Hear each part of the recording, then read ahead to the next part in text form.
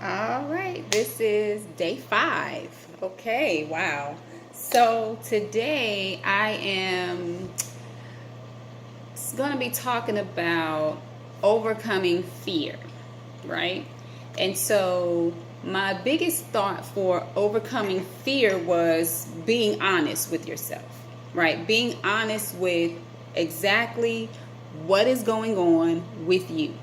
Okay, so that's, to me, that's the biggest way that we are going to overcome fear. Okay, and so when I looked up the definition for fear, it was an unpleasant emotion caused by the belief that someone or something is dangerous, likely to cause pain, or a threat. Okay, so this is what we're overcoming. We're overcoming that unpleasant emotion, right? That something is dangerous, is likely to cause us some pain, or it's a threat to us, okay? And so another definition that I saw was dread, fright, alarm, panic, terror. All of this is what fear is. Those are things that it causes in our body, in our minds, in our hearts, in our demeanors, in our actions. Those are the things that it causes. Another word that it really stuck out to me when I looked up the word fear was trepidation, right? So trepidation is anticipation of danger, knowing ahead of time that something bad is going to happen, right? And so when I looked at trepidation, because that's a word that I have been dealing with for over a year or so now, I first heard it I was doing a court case with the group KCI, Kingdom Culture Incorporated. I was doing a court case, and the first time I ever heard that word was when Holy Spirit brought it to my attention as something to bring into the court. And I was, sitting there like, what is trepidation? I had never heard of it, had never heard it used, never heard it used in a sentence. I mean, nothing, had never dealt with that word. And I began to look it up and kind of, search it out. And I was like, wow, that's real. You know what I mean? That's a real thing. And it had been a real thing in my life. Okay. And so I was looking at trepidation, and I began to think about how we as people, because we figure, we feel like something bad is going to happen, or we already know the outcome of a thing before it happens, how we come up with preventative measures, right?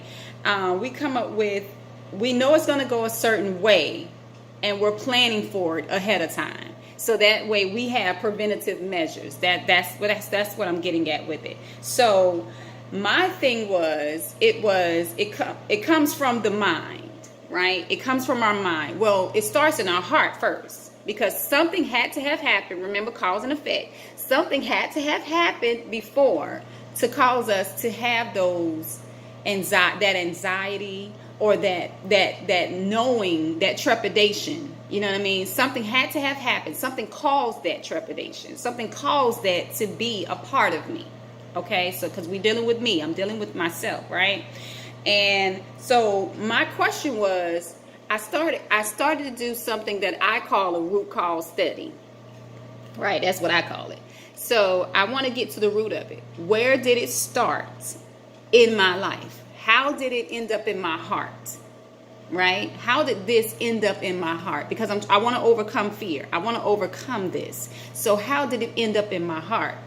And so I just started seeking out some things, and I realized that growing up, like I said, I was in a family where there was a lot of chaos, there was a lot of arguments, there was a lot of, rejection, separation.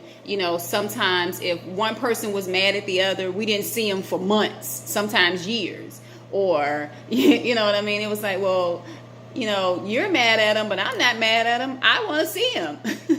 I want to go over there, but no, we're not going, and it's like, oh man, y'all mad again. So it was that kind of thing. So it caused me in certain areas of my life to not want to stir the pot. You know what I mean? To not want to, I already know this one gonna act like this, so I ain't gonna say nothing. I'm gonna just let it slide.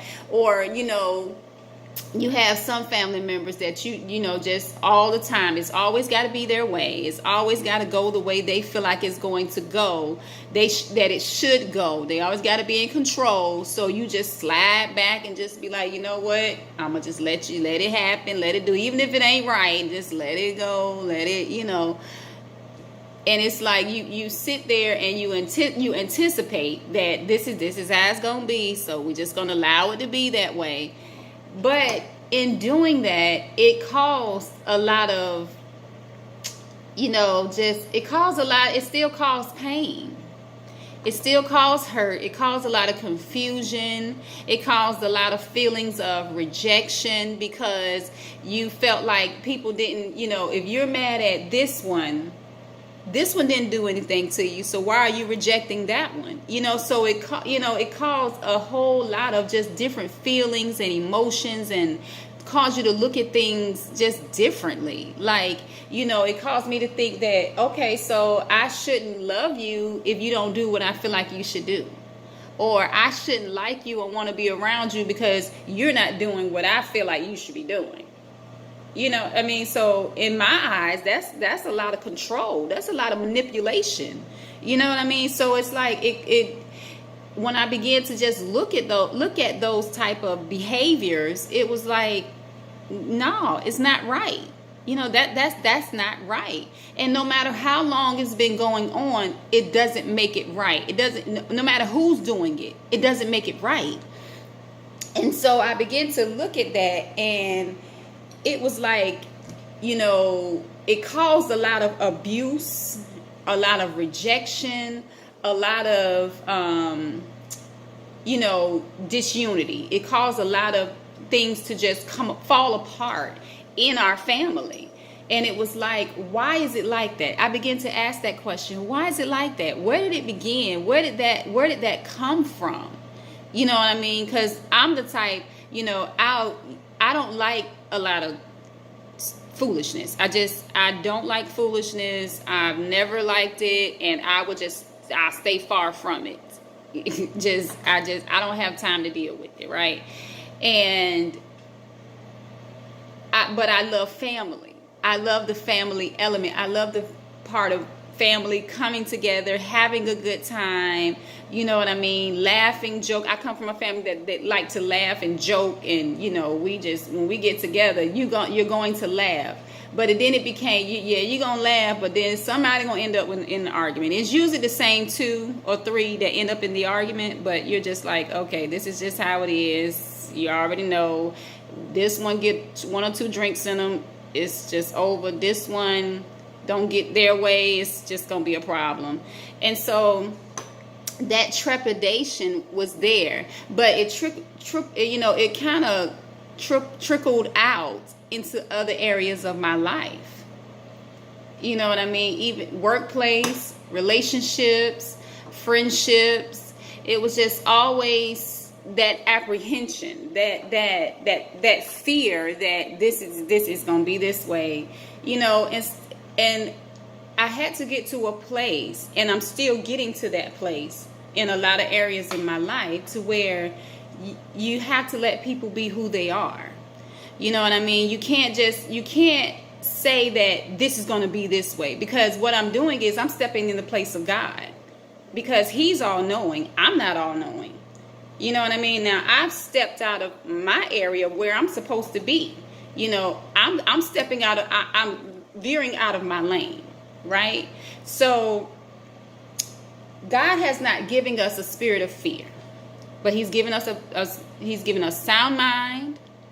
You know what I mean? He's giving us power and a sound mind. That's what He has given us. So we should not be sitting around waiting on something bad to happen, or thinking that, oh my God, it's just going to be terrible. No, we should not do that, because that is us walking and operating in a spirit of fear, right? And so what we're doing is we're overcoming that. We're overcoming that. We're going to look at it through a different lens. We're going to look at it and see it the way that God sees it, and call it as such. right? So we're gonna relinquish our power. We're gonna relinquish that. We're gonna say, Lord, it's not my will, but your will be done. Not what I think, not how I feel like it's gonna be, but how you see it, how you said that it is. So that starts the process of overcoming fear. It's overcoming that apprehension, that trepidation, that, so you don't have that terror. You don't live in that world of rejection. You don't live in that world of abandonment and that orphan, I don't belong. And, you belong in the kingdom. That's where you belong. Your mindset, your heart, everything should align with kingdom. And so you have to start speaking the language of the kingdom. You know what I mean? You're not fearful. You're not going to walk around defeated, because you are a child of the King. You are an heir to the throne. My Father is rich, with houses and land. Everything, he made everything. Everything is in his hands. And that's my daddy. So I just admonish you, I encourage you all to just start to get that mindset. Start to get that mindset. Don't walk around in fear. Don't walk around in trepidation, but walk around in confidence, knowing that it's going to be the way that God designed it to be in my life, in my family, in my home, on my job, in my business. This is the way that it's going to be. All right? So thank you so much for taking the time to even watch and listen. And I pray that it encourages you just like it is encouraging me. Have a good one. Bye-bye.